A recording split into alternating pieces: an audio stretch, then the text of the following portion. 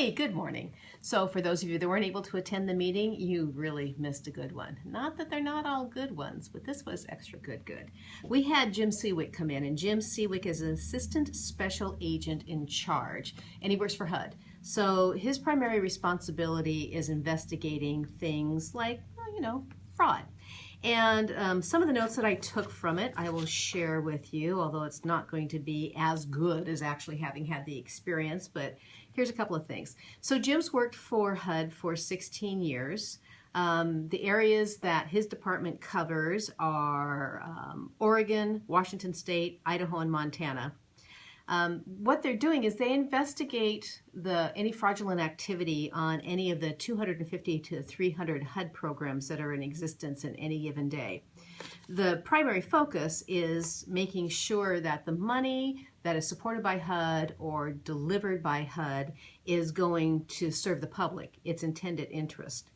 In 2014, nationwide, $127 million was recovered. There were 423 convictions and pleas, and this can cover federal, state, and or local prosecution.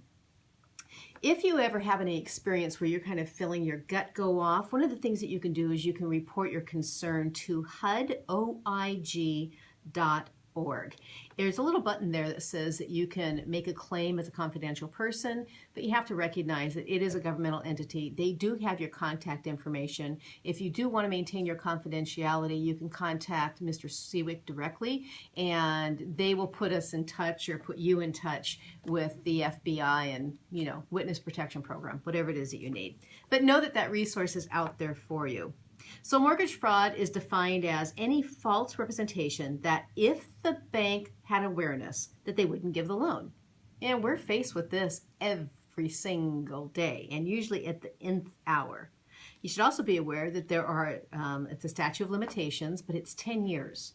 So if it occurred today, they have up until June of 2025 to actually file charges. In the filing of the charges, there's only 2 prosecutors now that are specifically appointed to the prosecution process.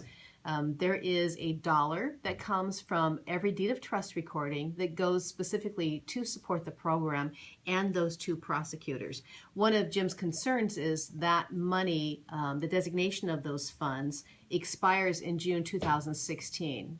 I would think the anticipation is that will be renewed. Excuse me, but we'll see what happens with that. There's always other resources, I suppose, that can be tapped, but it is definitely a concern because we need those people in place protecting our buyers and our sellers. The most common fraud typically has to do with trying to get somebody into a property for which they don't legitimately qualify, going back to what I said earlier.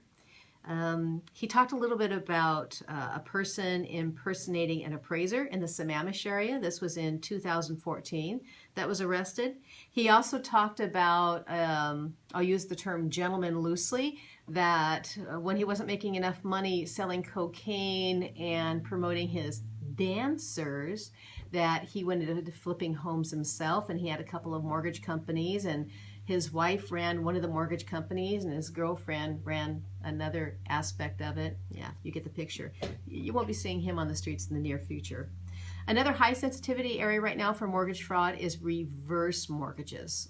Somebody who has power of attorney, whether that's an in-home care provider, a family member, taking that authority and misusing it and taking out the money from the existing equity in the person for whom they're supposed to be providing care, that person's home. That's about the sleaziest thing I can think of today. So, other issues that were addressed at our meeting this morning is wanted to say that, yay, Eric is home. We're all really happy about that. And yay, Tina's birthday is July 2nd. She will be off tomorrow. Speaking of off and July, we're going to be closed on July 3rd. You also need to know that July 3rd is counted as a legal holiday when it comes to contracts. And we're also closed on July 4th. Last but not least, we have, actually, 2 things.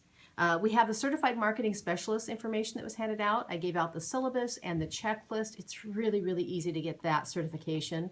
And if you can have that differentiation, it can make the difference. It could be the one thing that makes a difference about getting that listing. So please look into that. It's easy to obtain and it carries some weight behind it. So I hope that you will pursue that. And then truly last, we have staff on vacation and we have a missing staff person, not in a bad way, in University Place. So you may not see Andy in the office as frequently as you normally would. Know that she is working twice as hard as usual, and she's just a phone call away. So if you have any concerns or needs that she can help you with, just give her a holler. She'll be spending some time in University Place.